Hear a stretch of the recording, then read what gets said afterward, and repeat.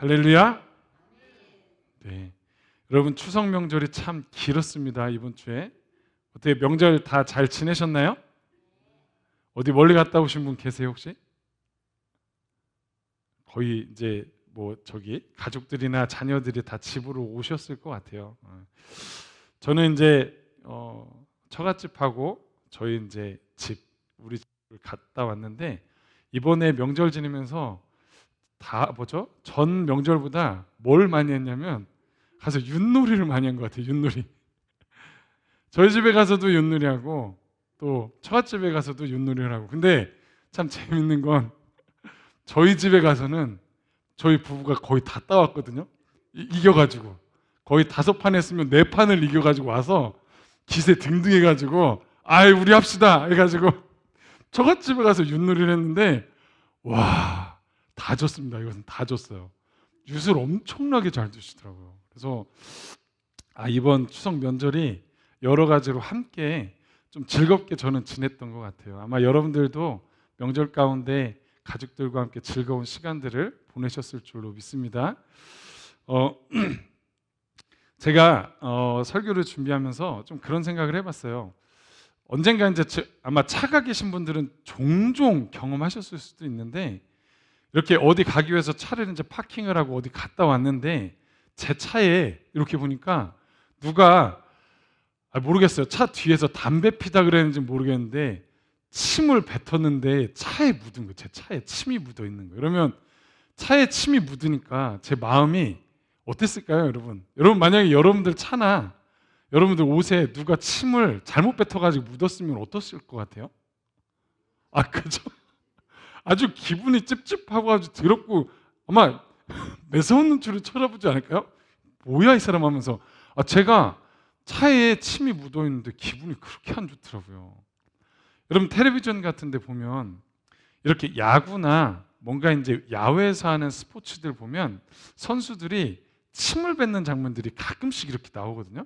그러면 그런 모습을 딱 볼 때 그 선수에 대해서 어떤 느낌이 드냐면 약간 되게 침 뱉는 약간 불량스러운 사람 같고 침 뱉는 것이 그렇게 보기 좋아 보이지 않아요. 사실 왜 그러냐면 우리가 살아가는 문화권에서는 침을 뱉는다는 게 이게 참 좋지 않은 더러운 것을 뱉는다고 우리는 생각을 하잖아요. 그죠? 그런데 참 세상은 넓고 다양한 가치관들을 가진 세계에 많은 사람들이 있다 보니까 제가 찾아봤어요. 침을 좋아하는 민족도 있을까? 민족이 있을까요? 있더라고요. 여러분 이거 아프리카에 가면 마사이족이 있어요. 마사이족이라는 아마 들어보셨을 텐데 마사이족 사람들은요 인사할 때 이렇게 만나서 반갑게 딱 사람을 만나면 인사할 때 어떻게 하냐면 침을 칙 하고 뱉는데요. 침을 뱉어서 침이 묻잖아요.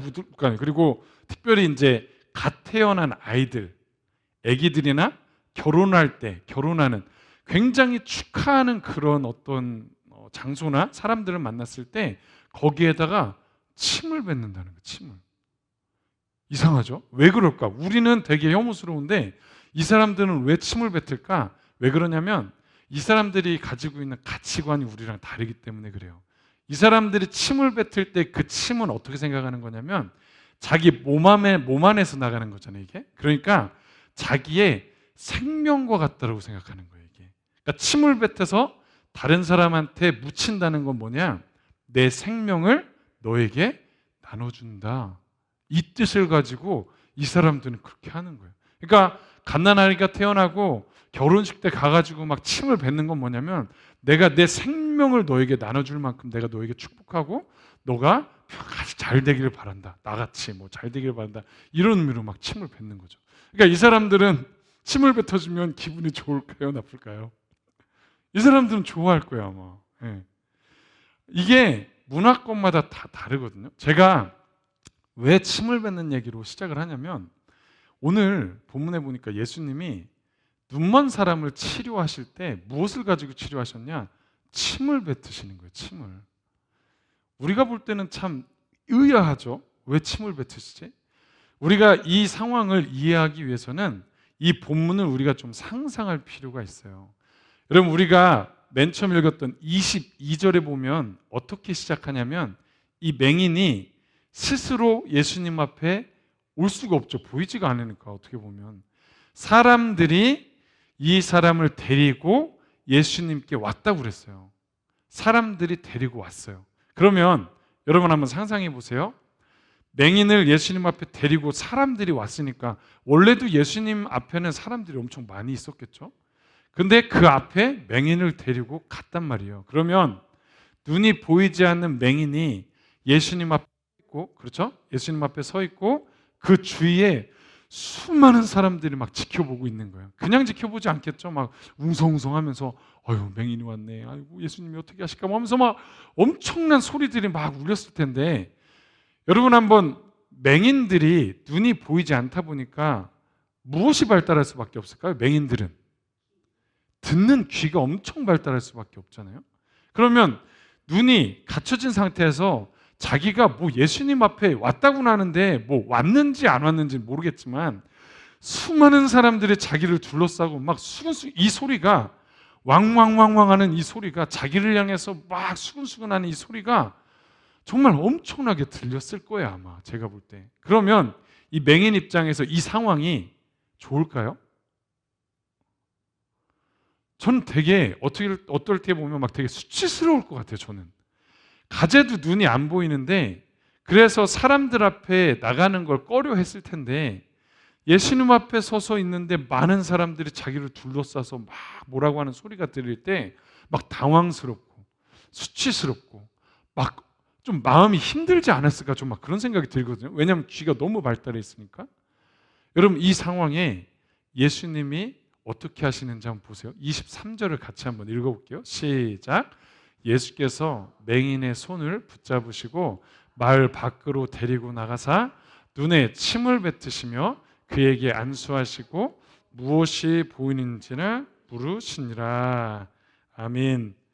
여러분 여기 보면 맹인의 손을 붙잡고 그 자리에서 치료하신 게 아니고 마을 밖으로 나가셨대요.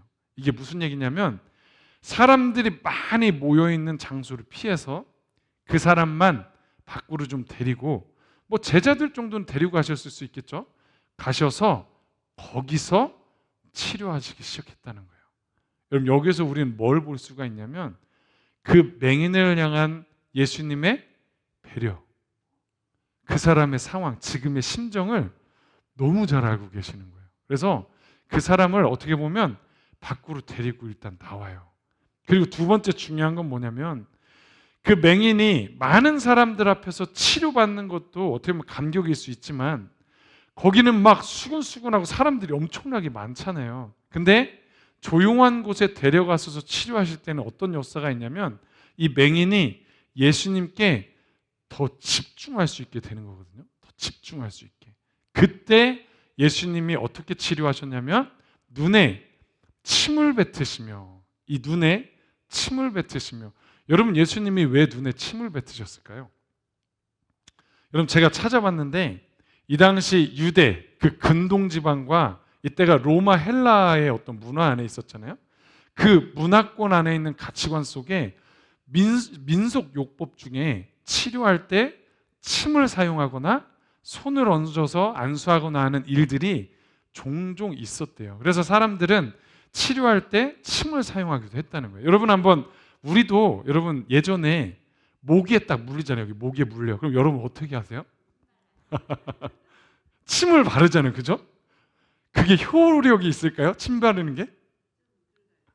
뭔가 좀 덜 가려운 것 같잖아요. 그죠? 근데 이게 의학적으로는 사실 별로 그렇게 효력이 없대요. 사실은. 근데 전해져 내려오는 민간의 요법이잖아요. 이것도 어떻게 보면 뭐 이렇게 가려우면 침 발라라, 침 발라주고 막 이런 게 우리가 알고 있는 전해져 오는 것처럼 이 사람들, 이때 살았던 사람들 생각 속에도 침으로 그 아픈 부분들을 바르고 하면 그게 효력이 있다라는 어떤 민간요법이 있었다는 거예요.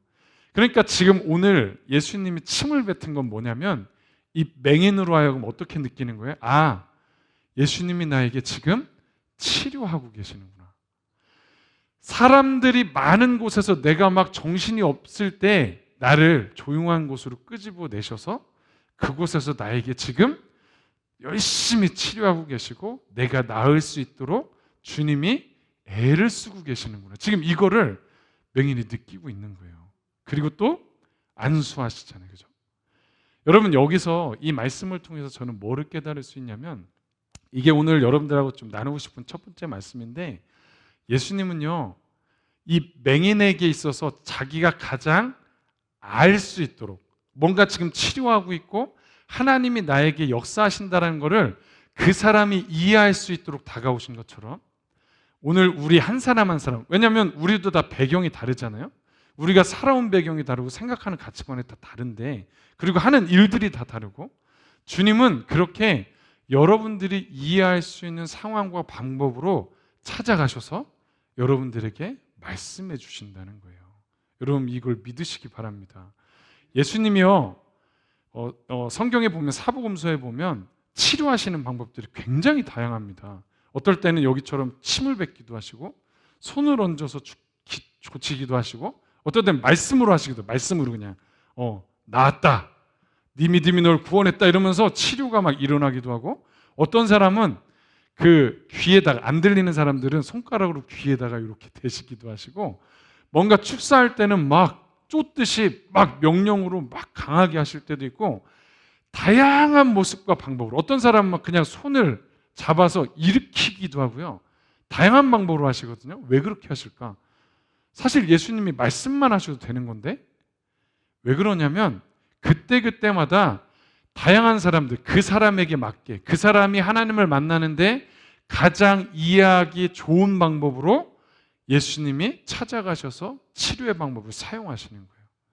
여러분, 예수님이 가르칠 때도 그렇습니다. 성경 안에 예수님이 가르치실 때 어떻게 가르치시냐면, 비유들을 많이 드실 때요, 그 사람들이 일상생활에서 있는 비유들을 되게 많이 드세요.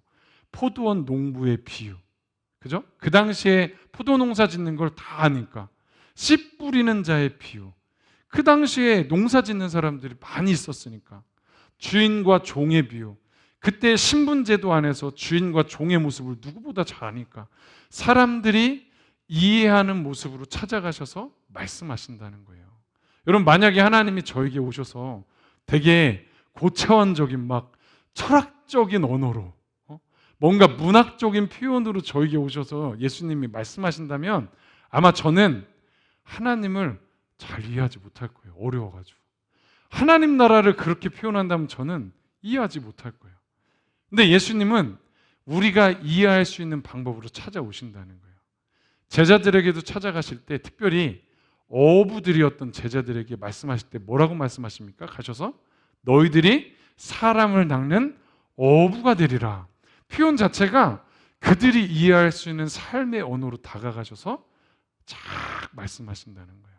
이것처럼 하나님은 우리가 살아가는 일상 속에서 우리가 알아들을 수 있도록 주님이 말씀하십니다.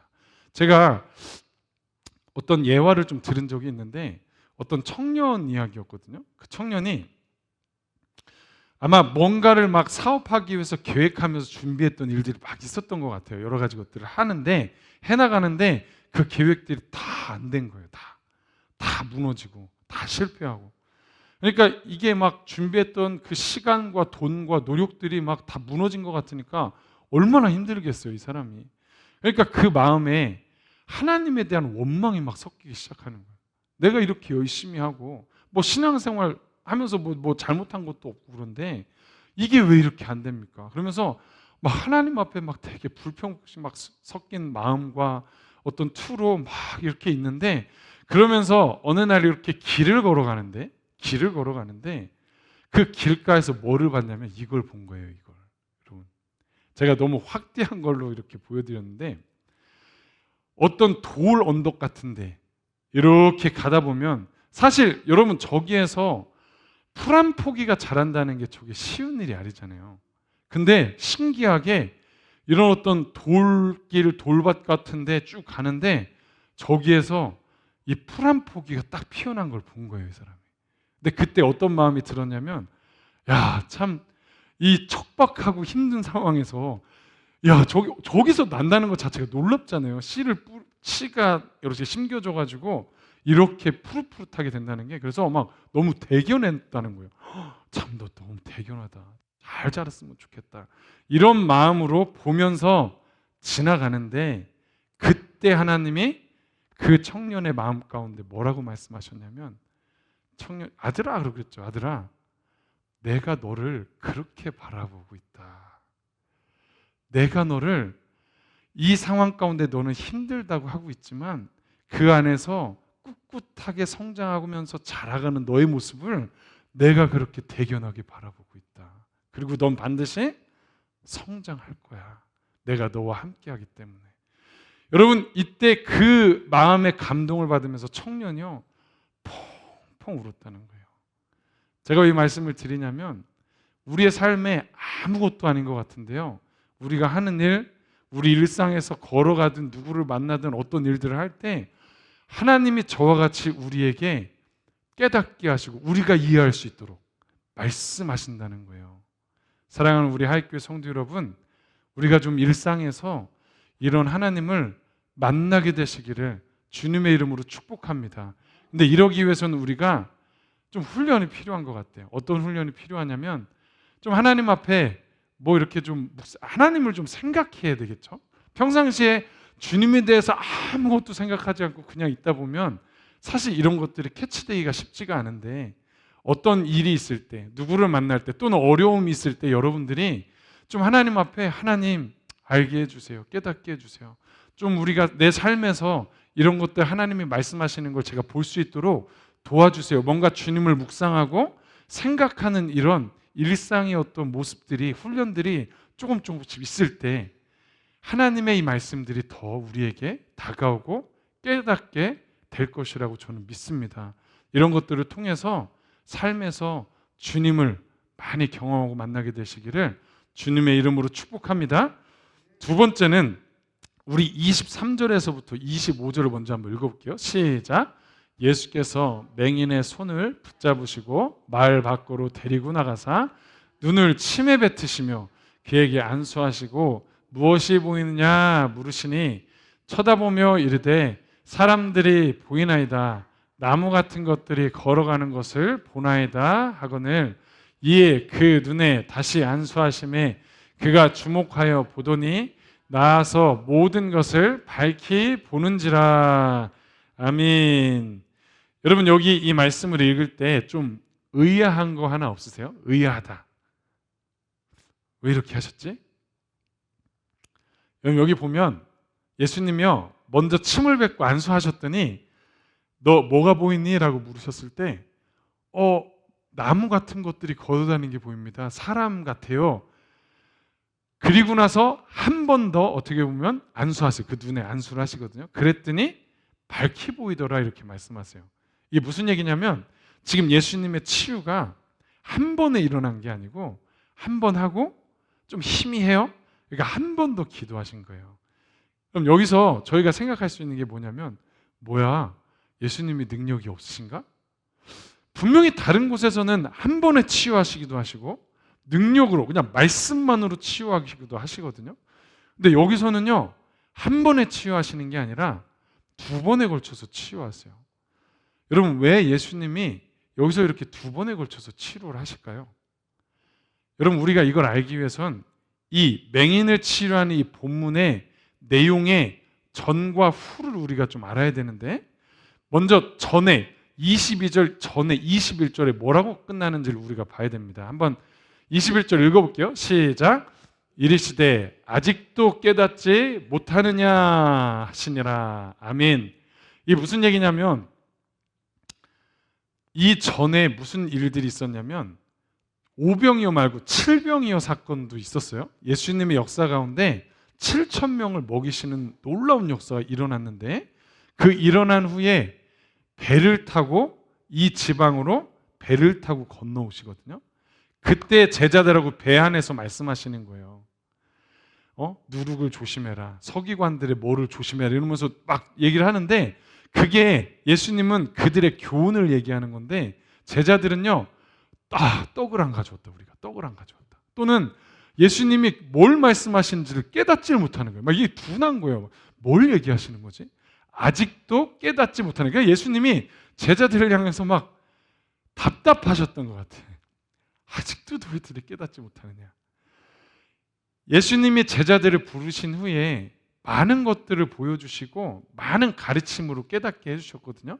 그런데 제자들은 여전히 배우고 있음에도 불구하고 예수님이 어떤 말씀을 하실 때 이 깨닫는 것이 너무 둔한 거예요. 뒤돌아서면 또 깨닫지 못하고, 뒤돌아서면 깨닫지 못하고. 여러분, 그렇다면 제자들도 이 정도인데 일반 백성들, 하나님의 나라를 가지고 이 땅에 오셔서 예수님이 말씀을 전하실 때 일반 백성들은 예수님의 말씀을 더 깨닫지 못하겠죠, 사실은. 이것에 대해서 오늘 뭘 말씀하고 싶으신 거냐면 제자들을 향해서도 그렇고 이 말씀을 듣는 모든 사람들을 향해서 주님이 이 맹인의 눈을 뜨는 일을 통해서 뭘 보여주시는 거냐면 너희의 이 깨닫지 못하는 영의 눈을 뜨길 바란다는 거예요. 너희의 보이지 않는 영의 눈을 너희들이 뜨길 바란다. 여러분, 이사야서에 보면 어떤 말씀이 있냐면 42절에 이런 말씀이 있습니다. 같이 한번 읽어볼게요. 시작. 나 여호와가 의로 너를 불렀은즉 내가 내 손을 잡아 너를 보호하며 너를 세워 백성의 언약과 이방의 빛이 되게 하리니 내가 눈먼 자들의 눈을 밝히며 갇힌 자를 감옥에서 이끌어내며 흑암에 앉은 자를 감방에서 나오게 하리라. 아멘. 여러분, 이사야 선지자의 말씀은 대부분 무엇을 예언하고 있냐면 장차 오실 메시아에 대한 예언들이 굉장히 많아요. 이 말씀도 장차 오실 메시아가 무슨 일을 할 거냐, 그 예언의 말씀인데 뭘 한다고 말씀하고 있죠?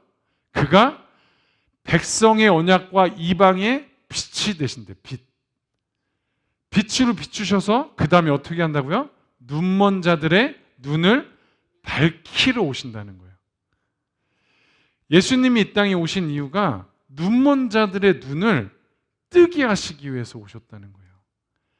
제자들에게, 그리고 이스라엘 백성들에게, 또한 이방인들에게 예수님이 가시면서 말씀을 전하시고 기적들을 나타내시면서 하시는 그 모든 일들이 다 사실 뭐냐면 그들의 영의 눈을 뜨게 하시는 사역들이었던 거예요. 그런데 제자들처럼 보니까 한 번에 깨닫지를 못하는 거예요. 여러분, 이 말씀은 우리에게도 사실 동일합니다. 예수님이 우리에게 원하시는 건 뭐냐면 우리가 영적인 눈을 뜨길 원하세요. 하나님이 누구시며 하나님의 나라가 무엇인지 영의 눈을 떠서 알기를 원하십니다. 그런데 저희 제자들처럼 사실 저와 여러분들도 이게 한 번에 깨달으면 좋잖아요. 근데 사실 그렇지가 않아요. 여러분, 신앙생활 하다 보면 예수님을 믿었다고 해서 한 번에 영의 눈이 확 열립니까? 모든 것들이 막 다 알아지나요? 그렇지 않아요. 한 번 말씀을 들었다고 해서 하나님에 대해서 모든 것들을 다 알아갑니까? 절대 그렇지 않습니까? 차츰차츰 순서대로 배우고 까먹을 때도 있죠. 근데 또 배우고 또 배우고 또 배우고 하면서 뭔가 많은 시간들도 필요하고 많은 것들을 경험하는 게 필요해요. 그래야 하나님에 대해서 영의 눈이 띄기 시작한다는 거예요. 한 번에 내가 예수 믿었으니까 나는 하나님에 대해서 다 알아. 어떻게 알 수 있겠어요? 오늘 맹인을 2번에 걸쳐서 치료하시는 것은 우리도 마찬가지라는 거예요. 하나님을 알아갈 때 점차적으로 조금씩 더 알아가야 하나님을 더 깊이 알 수 있다라는 것입니다. 제가 요즘에 JTBC인가? 거기에서 하는 프로그램 중에 혹시 나는 솔로라는 프로그램 아세요? 나는 솔로. 아시는 분도 있고 아마 젊은 분들, 제가 이번에 추석 때 갔더니 제가 깜짝 놀란 게 뭐냐면 저랑 아내는 나는 솔로라는 그 프로를 되게 좋아해요. 되게 애청하면서 보는데 이거를 젊은 사람들은 많이 보더라고요. 근데 저희 집에 갔더니 저희 이제 아버지 어머니랑 제가 막 이야기하는데 이야기하다가 무슨 얘기가 나왔냐면 야, 요즘에 나랑 네 엄마는 나는 솔로 이런 거만 보고 있다고. 나는 솔로, 이혼숙녀 캠프 막 이런 거 있잖아요. 사람들과의 어떤 관계들. 제가 참 놀랐어요. 여러분, 이 나는 솔로가 무슨 프로그램이냐면 6명의 남자와 6명의 여자, 결혼하지 않은 젊은 남녀가 나와서 여기서 짝을 만나는 프로그램이에요. 짝을 만나는. 그래서 4박 5일 동안 거기 숙소에 들어가 가지고 계속해서 데이트도 하고 얘기도 하고 뭔가 이제 그를 관찰하면서 뭔가 나의 짝이다 이 사람. 그러면 같이 연인으로 발전해서 나가는 거예요. 그러니까 그 안에서. 근데 4박 5일 동안 무슨 일들이 일어나냐면요. 막 거기에서 막 이렇게 만나면서 진짜 한눈에 막 끌려가지고 한번 얘기를 해본 거죠. 한번 데이트도 해보고 말도 해보고 해봤는데 말이 너무 잘 통하는 거예요. 뭔가 개그 코드도 너무 잘 맞는 거예요. 그리고 뭔가 나랑 취미 생활도 똑같고 여러 가지가 막 똑같다 보니까 나중에 4박 5일이잖아요. 그 안에서 그 사람이 뭐라고 고백하냐면 제가 여기서 운명을 만났습니다. 막 이래요. 운명을 만났습니다. 또는 제가 이 여자를 만나기 위해서 이 남자를 만나기 위해서 제가 이 프로그램에 나온 것 같아요. 뭔가 진짜 딱 그 사람이다. 이 사람하고 평생 살 것처럼 뭔가 확실한 막 이런 어떤 표현들을 막 하거든요. 그런데 여러분 그렇게 해서 나가서 사귀는데 제가 이 프로그램에 대한 어떤 결과들이 온라인 사이트 같은 데 사람들의 이야기를 듣잖아요. 찾아보면 거기서 좋다고 내 운명이라고 나가도 결국 결혼한 사람은 극소수라는 거예요. 극소수. 여러분 왜 그런지 다 아시죠? 4박 5일 동안 아무리 자기의 운명이고 뭔가 자기랑 100% 맞는 것 같아도 시간이 너무 짧죠. 나가서 긴 시간 연애하다 보니까 뭘 느끼는 거예요? 나랑 안 맞네. 이 사람은 아니네. 이 사람하고 결혼했다간 큰일 나겠네. 시간을 이렇게 두다 보니까 그 사람에 대해서 더 알아가고 깨닫게 되니까 결국 그런 결론들이 나더라고요. 여러분 제가 왜 이 얘기를 하냐면 우리가 하나님을 알아가기 위해선 단 한 번으로 하나님을 알 수 없다는 거예요. 하나님을 알기 위해선 그만큼 많은 시간 하나님을 알아가는 시간으로 노력하고 투자하고 뭔가 배우고 알아가야 우리의 영의 눈이 조금씩 밝아지고 더 알아가고 더 하나님을 보게 되고 더 깨닫게 되는 줄로 믿습니다. 그래서 여러분들의 삶 가운데서 정말 이런 시간들을 좀 많이 가지려고 애를 쓰고 또 힘써 나가시는 우리 하이교회 성도님들 다 되시기를 주님의 이름으로 축복합니다. 우리 같이 오늘 말씀 기억하시면서 좀 찬양하고 기도하고 싶습니다. 아까 에바다 했잖아요. 열려라 에바다. 우리 좀 이 찬양하면서 우리의 영의 눈이 열리게 하여 주십시오라는 고백으로 선포하면서 찬양하시고 또 그렇게 말씀을 놓고 기도하도록 하겠습니다.